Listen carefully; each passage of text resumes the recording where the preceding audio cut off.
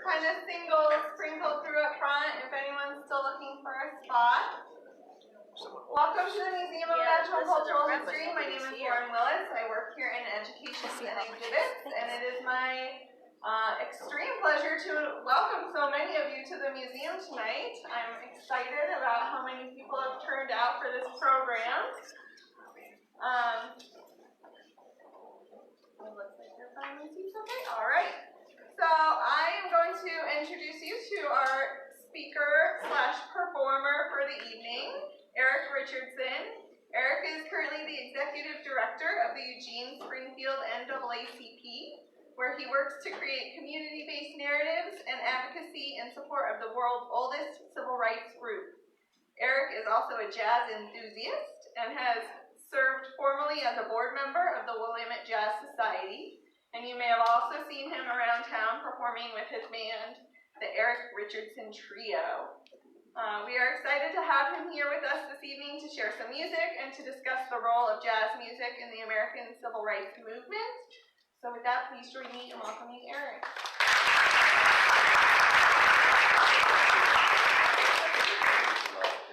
All right. So welcome to the Museum of Natural and Cultural History. I think it's an appropriate place for tonight's conversation because the typical view of jazz and civil rights is that it's only encompassed within the narrative of the United States of America and within a certain time period. And I'm here tonight to really kind of review that. I want to talk about the agency and the path of Black and African peoples to where we are today. And that relationship to our nation, that relationship to our music, and to our destiny where we go as a nation and as a people coming together from all over the globe. I'm going to start tonight with some bass playing. This composition is, bear with me, I'm an amateur musician. Like she said, I'm an enthusiast. I love the music. I was brought up listening to John Coltrane as a baby. And so this is really in part of me. So I'll play for you a piece that is derived from John Coltrane composition entitled Africa.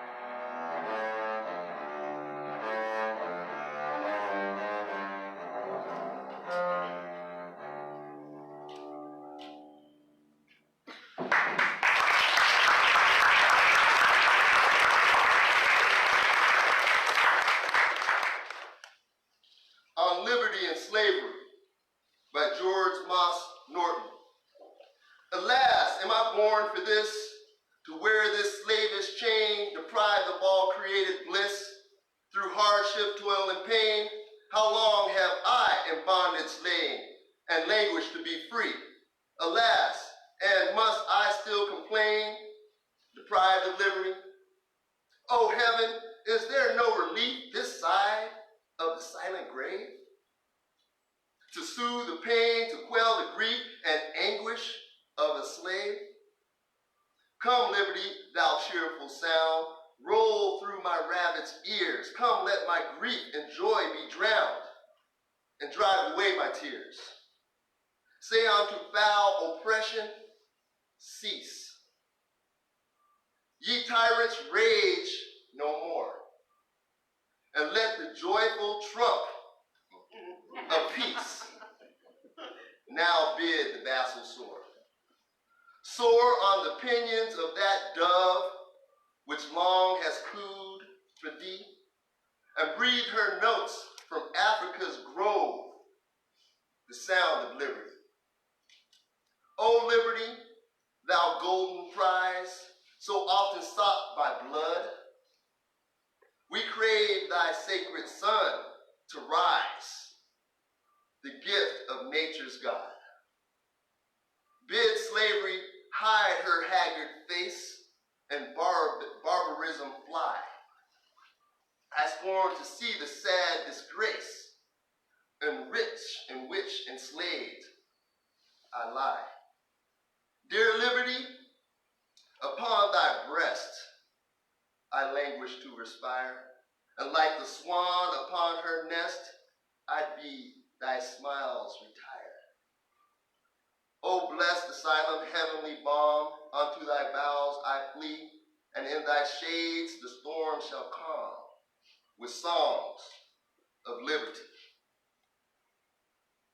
So that poem encompasses a lot of what I'd like to talk about today. Because if you heard, it talked about liberty. It talked about our nation, in fact, in relationship to slavery. And it talked about Africa's groves. And that's where I'd like to start tonight. I'd like to get this PowerPoint going just so y'all can have something to look at. Because, something else to look at. There you go. See if this will work.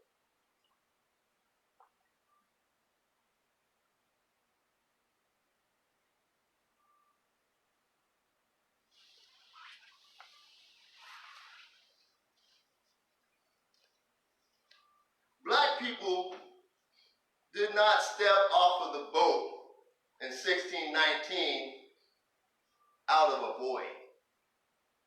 They stepped off of that boat after millennia of civilization, of tradition, going back to the beginnings of humanity itself. Dr. Louis Leakey, a European scientist in the 1920s and 30s, challenged white supremacy through science and established East Africa, the Rift Valley, as a birthplace of humanity. Now it's 2020, almost 100 years later. Why isn't that common knowledge? Why? I mean, it may be common knowledge. People might, yeah, we heard that. But is it taught? Is it respected? Is it actually analyzed? And what does it mean? No, it's not. Because black people have been systematically, in many ways, erased from history. We're allowed to come back onto the stage of history as slaves, as though that has always been our position. Watch any old MGM movie about Africa or Egypt, and you're always going to see a black person there, but they're going to be carrying something. Or they're going to be carrying something. They're not going to be speaking with authority. They're not going to be speaking with kindness or any words at all. These things and these images stay with us. And they have stayed with Western civilizations since its beginning.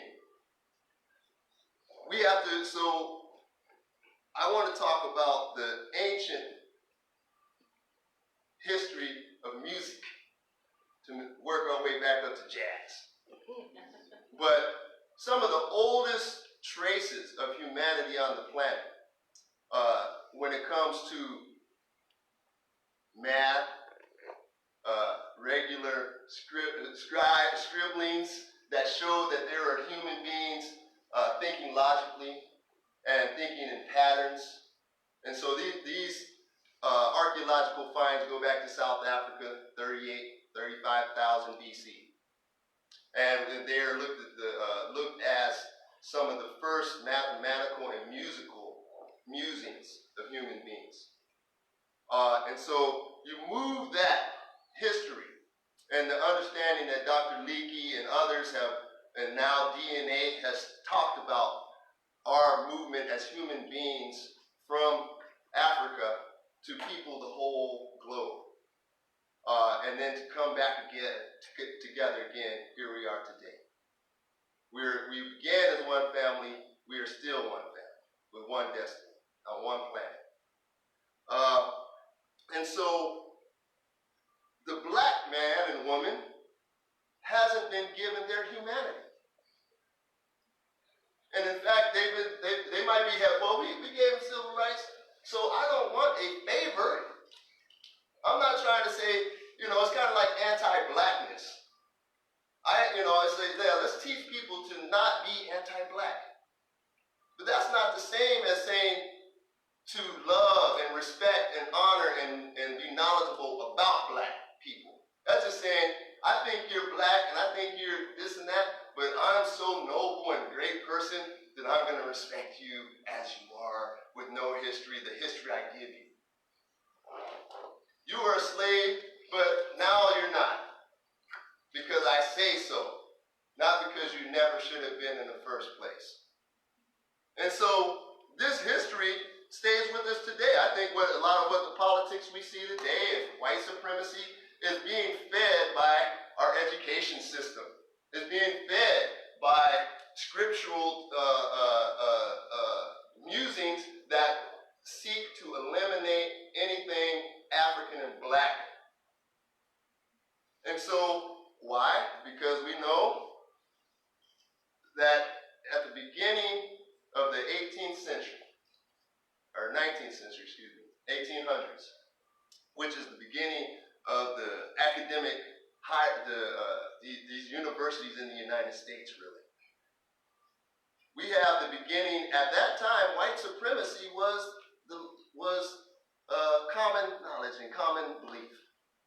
And so this university and many other universities across the nation were founded with the belief of white supremacy.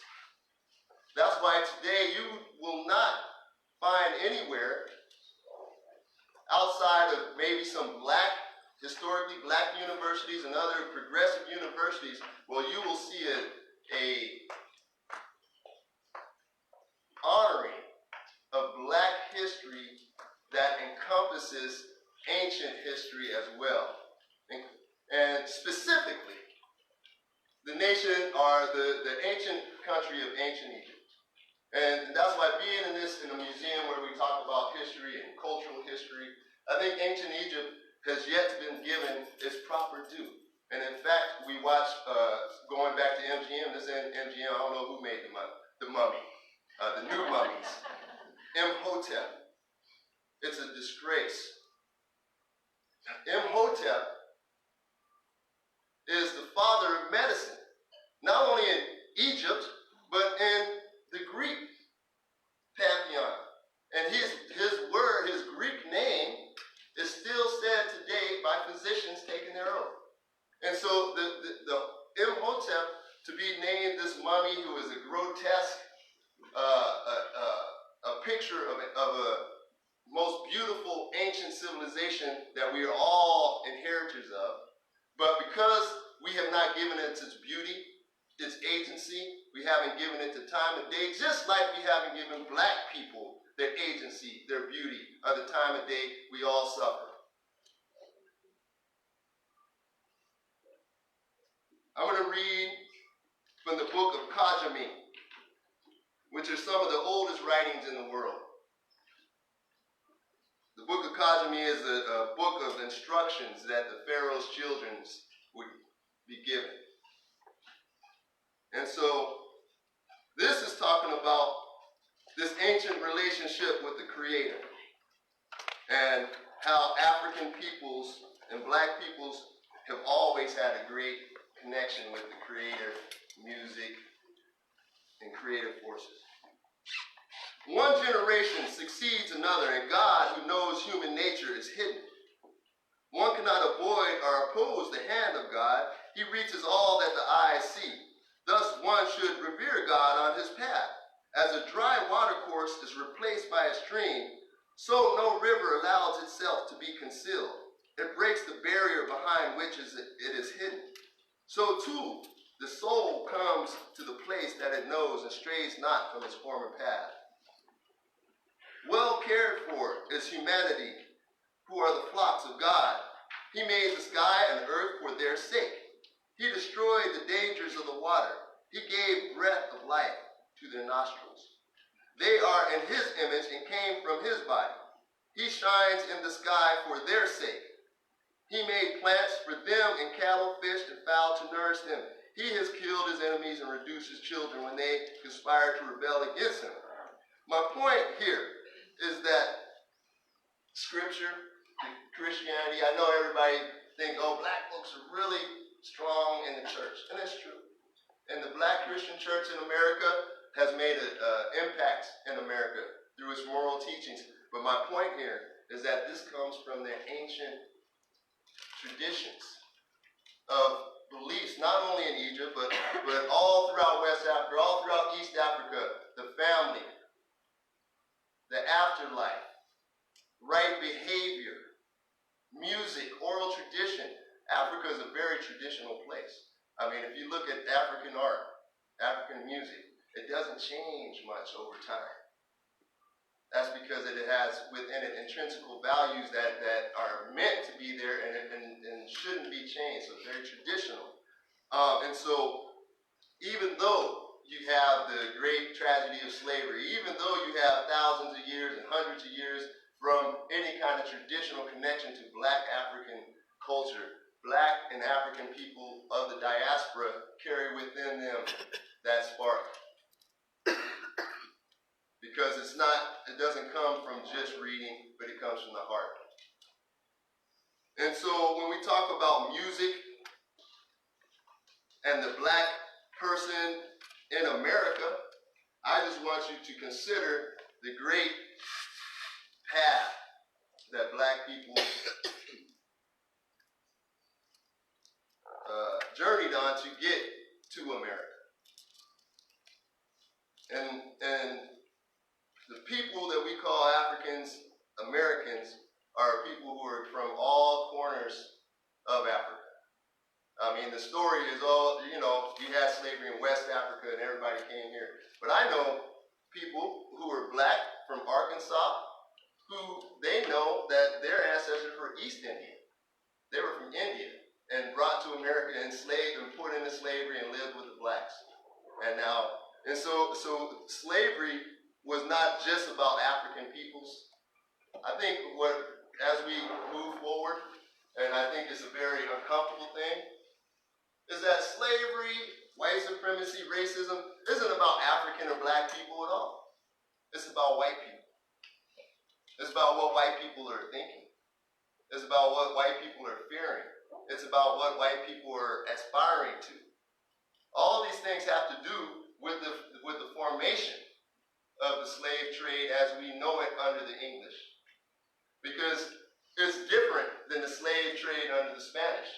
Because when the Portuguese and Spanish were practicing slavery, you could become a slave in Spain or in Portugal, convert to Christianity, and win your freedom just because you converted. Because those original slaves were religious. They were slaves until they converted. And then once you converted in the Portuguese and Spanish realm to begin with, I'm not talking about once we got into deep slavery in the West, but I'm talking about in Spain and Portugal. first 100 years or so, you had black aristocrats who were from Africa, who became Christian and were given were honored for being human beings, but now Christians. The English came, and the thing about the English is that they're very good at numbers, keeping lists. And so the English, when they got into slavery, it was purely economic.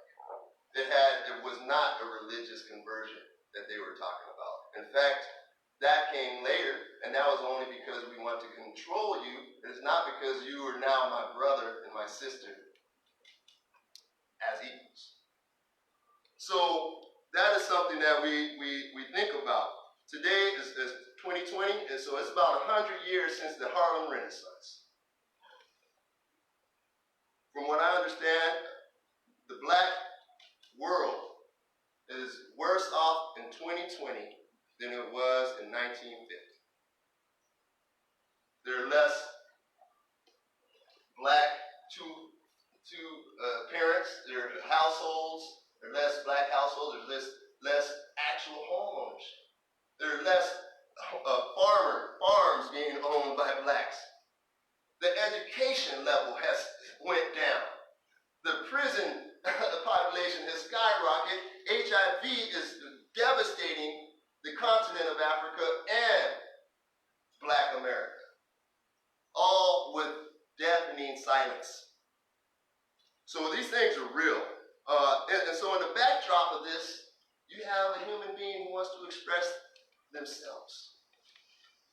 And you have someone who wants to honor what they see as their ancestors' sacrifice. Just think of, in relationship to the United States of America.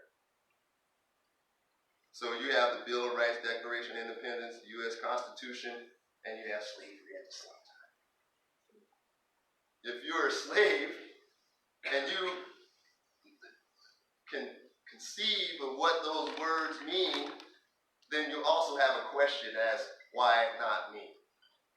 And that's been a question that's been around for 300 years or more. So I'm going to read from the introduction. I'm just talking out of that. I'll get to some jazz, but I know, hopefully y'all didn't come just for the jazz, because I think ultimately jazz speaks for itself, and the masters of jazz speak for themselves. And so when you go read tonight, I just think about the talk and then just listen to the masters, because they have the real things. Mental slavery is invisible violence. Formal slavery has ended in the United States. Mental slavery continues to this present day. This slavery affects the minds of all people, not just the person who is labeled a slave, but all people who buy into that narrative.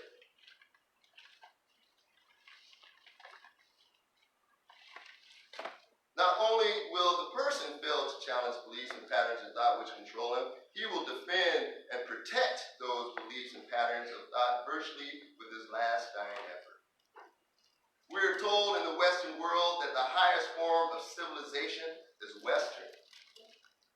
That this Western civilization is the independent product of Western genius. That the world, with the possible exceptions of certain valleys in India, China, and Northeast Africa, waited in darkness until Western Europe brought the light. And in some cases, that the light which Western Europe brought was too advanced for some of the world's people. This is the broad outline, and it is the perception in which one is most likely to find among the vast majority of people in the West. Now, I'm just going to stop there because I had a brother in my car. I'm not going to say that. But anyway, the point of the matter is that there are people today who are black who believe that. Who believe that we were barbarians in Africa, and thank God we were Christianized and brought to America, because now I'm a good Christian and I got a lot of money in my pocket. As the Western world has crooned to itself and narcissistic and ethnocentric abandon, one must remember Napoleon's dictum that history is a fable agreed upon.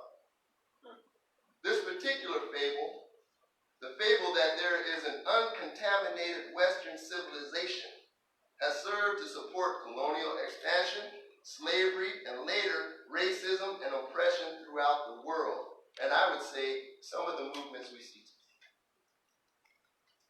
Why does Putin and Trump, what do they see in each other that they reflects them? And I would say it would be their whiteness. Even today, minds are still not free of this yoke. Most minds remain unconscious of true history and unquestioning at any but the most superficial level about the information and assumptions which provide the foundation of Western civilization. It remains to be seen if we are beyond typical historical responses to challenging ideas and first-hand original documents. We must recall here the burning of the Egyptian-Ethiopian library at Alexandria, the Inquisition, and the many book burnings in history. What was in the books which were burned? What were the secrets that were being hidden? Does it matter? Contrary to the contemporaneous teachings that man, know thyself, was not original with Socrates, but was the common saying amongst ancient Egyptians. That Plato's 4 cardinal virtues were copied from the Egyptian mysteries. That whole Greek faculties and student bodies moved to Egypt to be taught by the Egyptians and to learn from their libraries.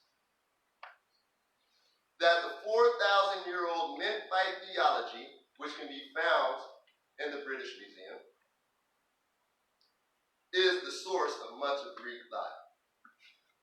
Would Afro-American children in schools be interested in this, as well as in the description of the Egyptians by the Greek Herodotus, father of history, quote unquote, when he described the people he saw in Egypt as burnt skin, flat nose, thick lip, and woolly hair?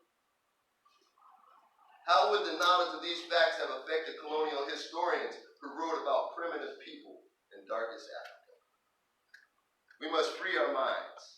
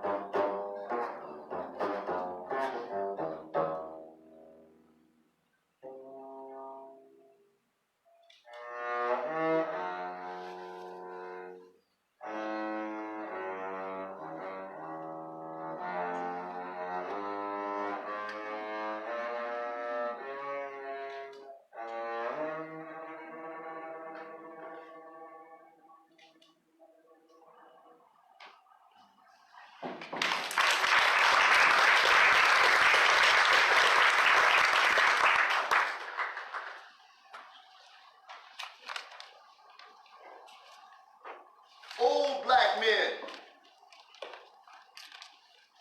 they have dreamed as young men dreamt of glory, love, and power. They have hoped as youth will hope of life's sun-minted hour. They have seen as others saw their bubbles burst in air. And they have learned to live it down as though they didn't care. This, to me, really does speak to, like, the hopes of black folks in America, generation after generation. We have to live it down.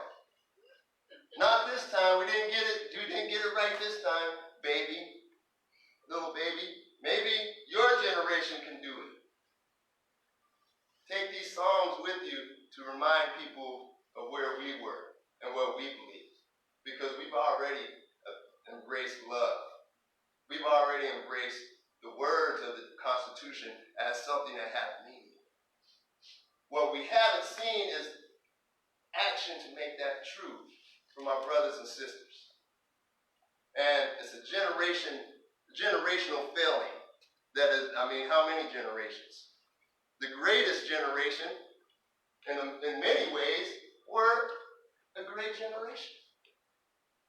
Because they did fight a war. They did end colonialism. They did create the United Nations. So these ideas had sparks that we can work with to bring people together. And where we are today is very important that we keep on the path to honor our ancestors who have given to this country and for the ideals of this country. And I believe black people, more than any other people, have a yearning to bring those ideas to fruition. Because unfortunately, even though I love Africa with all my heart, I don't think there's a place where I can go back to Africa and say, that's my spot. And now with Ancestry.com, I'm 41% European. And both of my parents were black, as far as I knew. My dad, I guess today, if he was a little middle schooler running around Eugene, they would call him interracial. They wouldn't call him black. But as light-skinned as he was in St. Louis in the 50s and 60s, he was a black kid. So, so I don't know if that's progress or not. But that's the reality there. And so, that takes us back to the United States of America. So we are a conglomerate of many peoples. And we know that the Harlem Renaissance and the vaudeville, the early show tunes and black musicians, the Jewish community in New York came together early on, especially when it comes to the arts in the United States of America. And if you look around at who we are to people all throughout the world, the arts really do inform who we are. Our movies, the music. It was, I was just, my wife and I were married in 1990. And here in Eugene at a Lutheran church that her family was brought up in. And the pastor just recently said, hey, he does these movie nights. And my wife said, I want to go to this movie night. They were playing Casablanca. I don't know if everybody's seen Casablanca. Because I had seen it, but I don't think I had actually seen it. Because I must have been a kid and just kind of. So I actually sat there and watched Casablanca. And it was very interesting because Sam, the black jazz musician, and the Latina sister on the guitar, who were the musicians in the bar, they represented America. We're not you Germans because we have them. And if you looked at the white characters, Humphrey and all that, they kind of had an ownership of them. Those are ours. That's us. We're American. And so, which is beautiful. I think it's great that they do that, but their ownership part was a little questioned.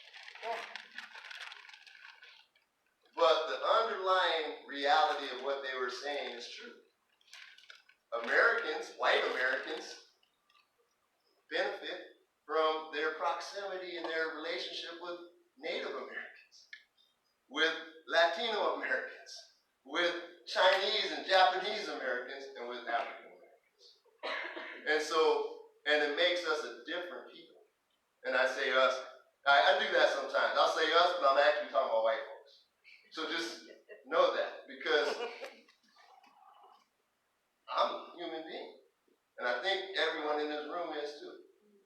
And there's no difference between a white human being, a Chinese, a Japanese, Filipino, or a black human being, other than skin tone.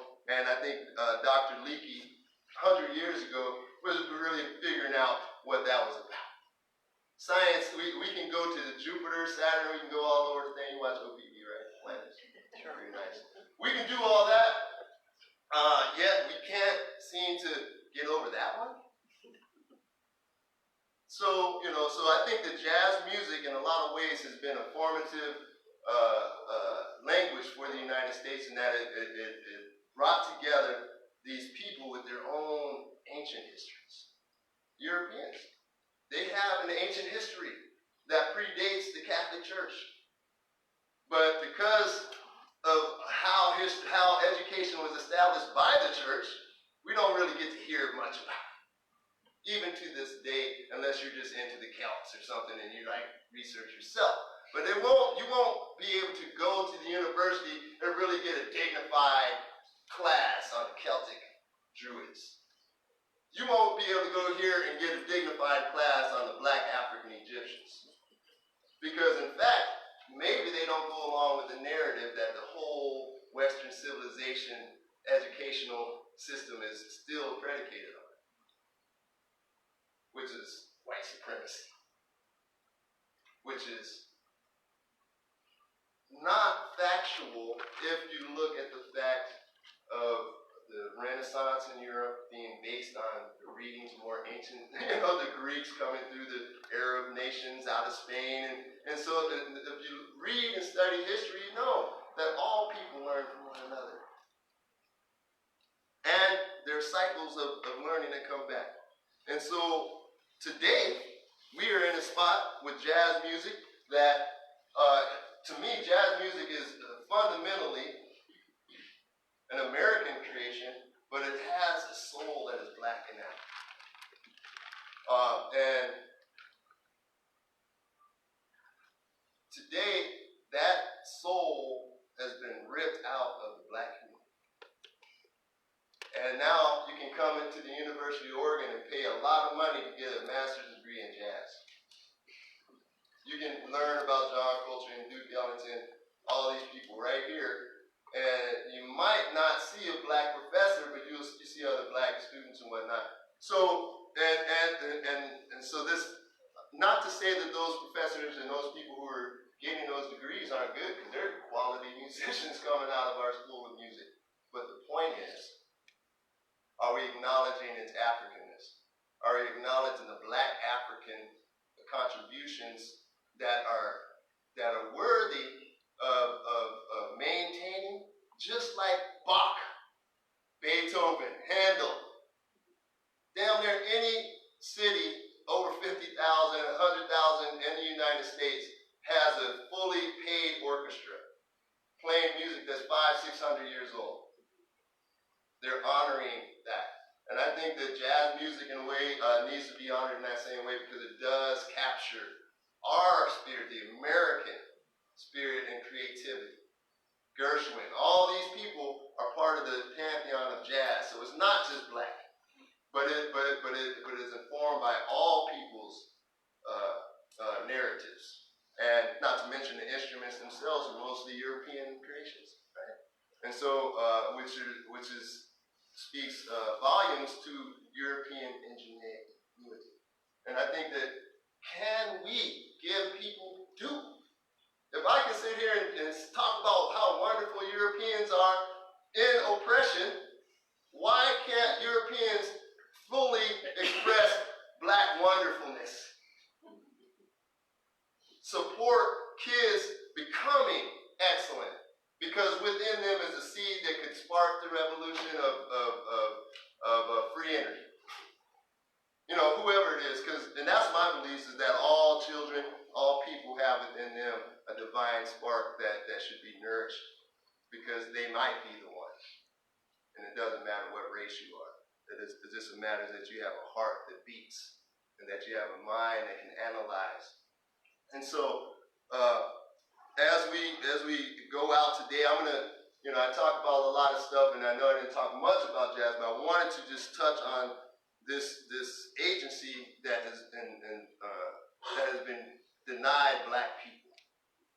An agency that says jazz music is just the latest in 1,000-year history of black folks, and maybe thousands of years history if you talk about the Shabaka stone. Or does anybody know the name of that bone? It's a bone, and I want to say Shabaka, but that's the Shabaka stone is what was deciphered the hieroglyphics. But that's different. The Rosetta Stone. But anyway, the whole idea is that this needs to be nourished and brought to forth, because if you look at all the people who have been nourished educationally and creatively in the United States of African descent, they have made great impact. Maya Angelou, Duke Ellington. Duke Ellington is the most prolific American composer. Thousands and thousands of manuscripts in the Library of Congress. We don't celebrate him enough. Duke Ellington is one of our greatest composers, and his music had commentary all the way to this conversation about Black Africa. If you haven't heard it, look up "A Drum Is a Woman" by Duke Ellington, which was a Broadway play in 1955. One time, they said, "Shut that down.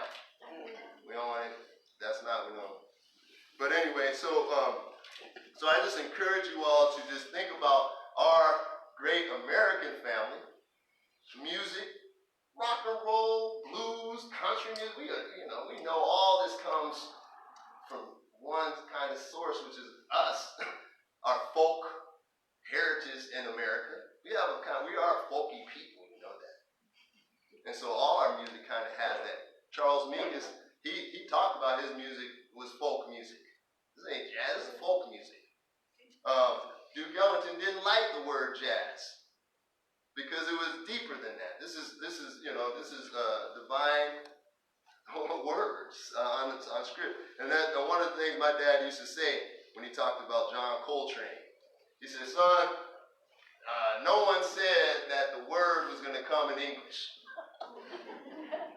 The word of God, it wasn't going to come. It might come in English, but no one said it was. So maybe it was going to come in musical notes, and you have to listen and listen and interpret those notes, because you have within you the computer to decipher them and put them where they go."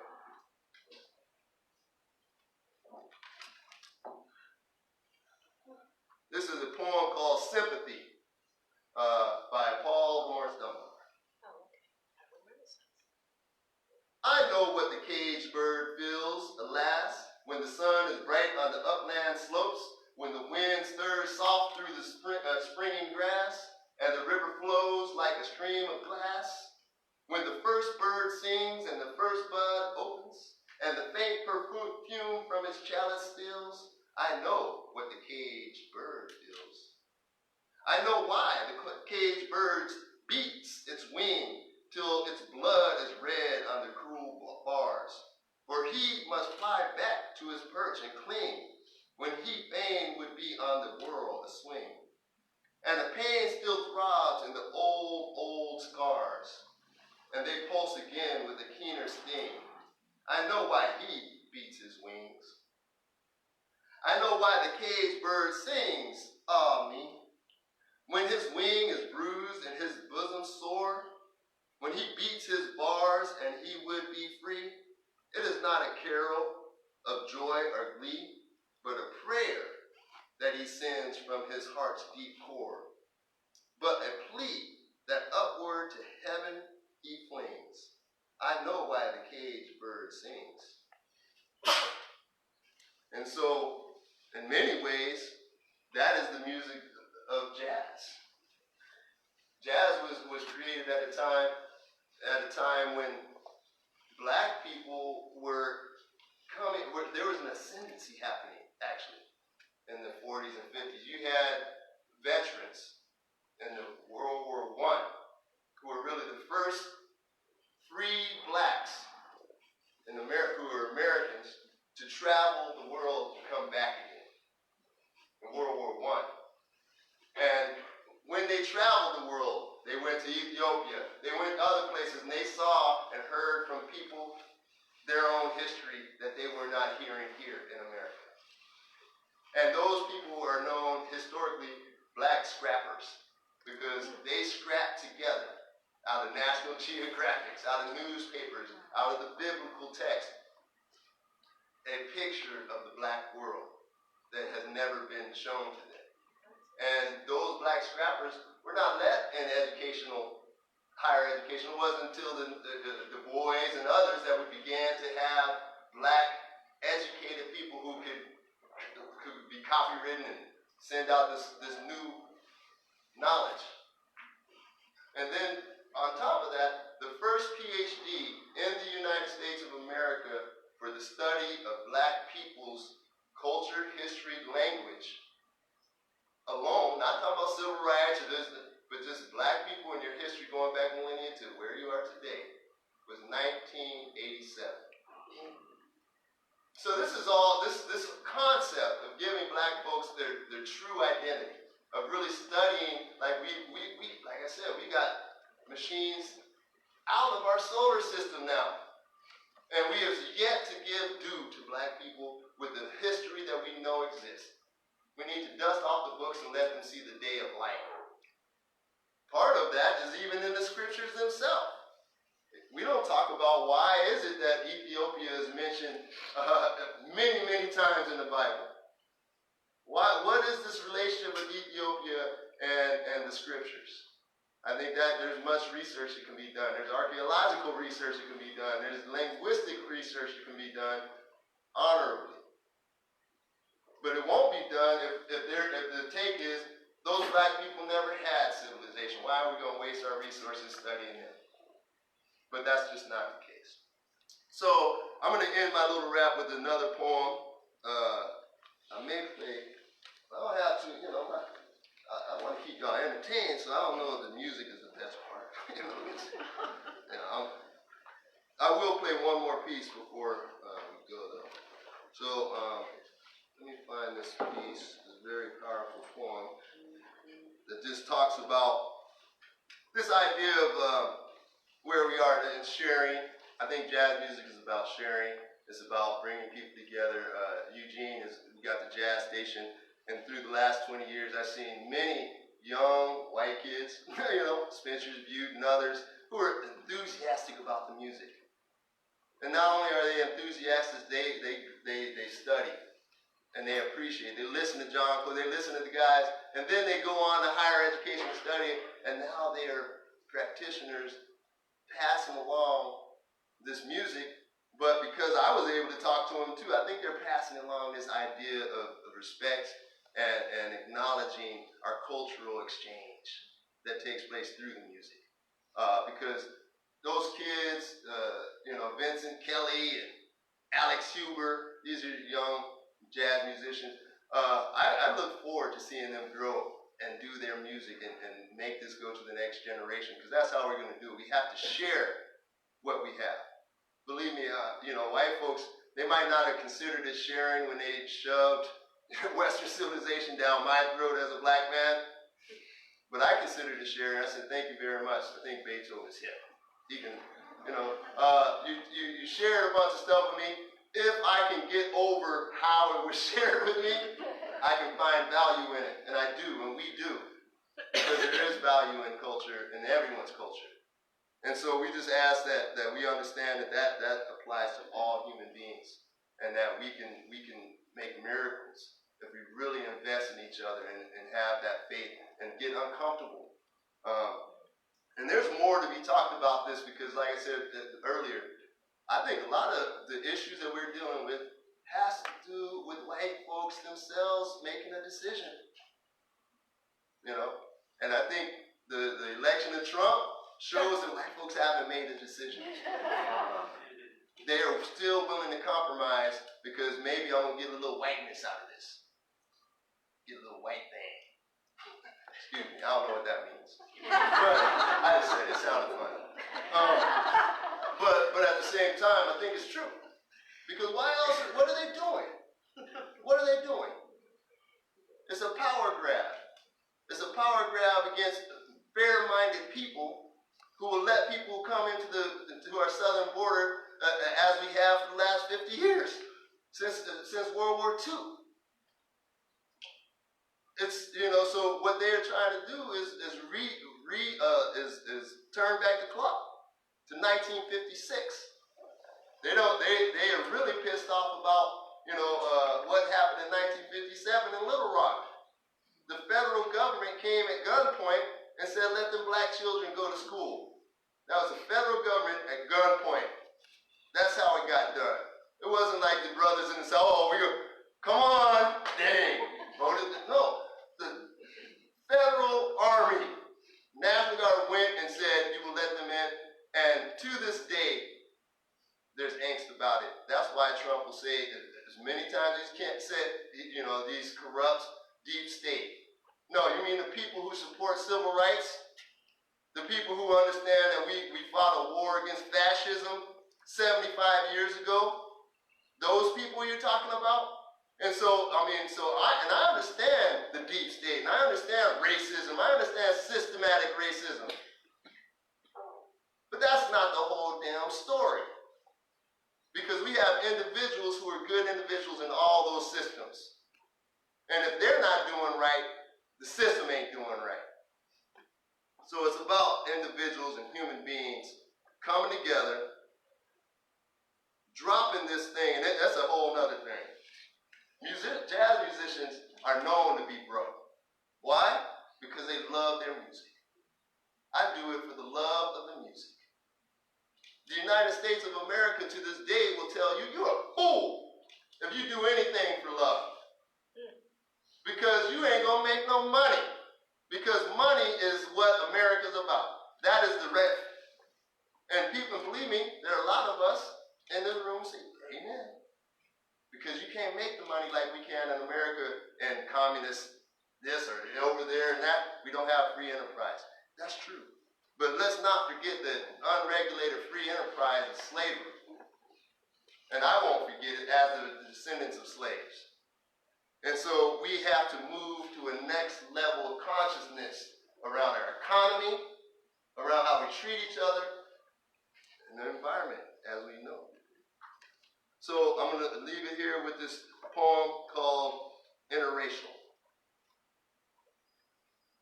Let's build bridges here and there, or sometimes just a spiral stair, that we may come somewhat abreast and sense what cannot be expressed. And by these measures can be found a meeting place, a common ground, nearer the reaches of the heart, where truth revealed stands clear and apart. With understanding come to know what laughing lips will never show. How tears in torturing distress may masquerade as happiness. Then you will know when my heart's aching, and I, when yours is slowly breaking. We then shall be impulsed to kneel and send a prayer upon its way for those who wear the thorns today. Let's build bridges everywhere and span the gulf of challenge there. So thank you all for listening to me. I'm going to open it up if anybody wants to ask a question or anything. We've got about 10 minutes left. And we can just expound or something like that, or I can just play some music. So. All right. Stuff. Jeez. Yeah, I don't know where my guys. I just want to acknowledge. I started playing the bass in Eugene, Oregon, in 5th grade. I used to live out Harlow Road, and and I took it, and I went to school at River Roads. I don't know why, but I was going to the environmental school. And Sloan Hammerty, I don't know if she works with the Dems in here. She was a teacher at the time. But anyway, so I went to River Road Elementary, and they had a musical program. They had basses, they had the whole thing. So I started playing in the orchestra in 5th grade, and I used to ride LTD with my bass. It was a half-size bass, not much shorter. But I would be on the LTD riding back from River Road Elementary to Harlow Road every day with my bass. And that's how I started. So Eugene really is a beautiful spot. There's a lot that can happen here. I had the benefit of having a strong Afrocentric mother and father who were raised in St. Louis and who came up in the 60s in the Black Artist Movement, which was a movement that wanted to reclaim our Africanness through dance, through poetry, drama, and music. And all these things were informed by women such as Catherine Dunham, who was an early classical dancer who went to Haiti and brought back Haitian culture and dance moves, which have been infused into American dance today. So they always had that, and no matter the fact that we were in Eugene in the midst of a white town, we were proud of our African heritage, and we felt it was something we could share. And I think that has allowed me to thrive, and that I was willing to share. I was not sequestering myself and our family with our treasures to ourselves. They're treasures only if you share them, and other people get to enjoy them. So, so here I am today, all these years later, broke, like most musicians, because I've raised my kids, and I felt that as an at-home dad, which I was for most of my years, my wife, wonderful woman, worked at the hospital most of those years. So it's only been really in the last 5 years of my work at the NAACP, which is very interesting, that I've even been able to get a decent paycheck.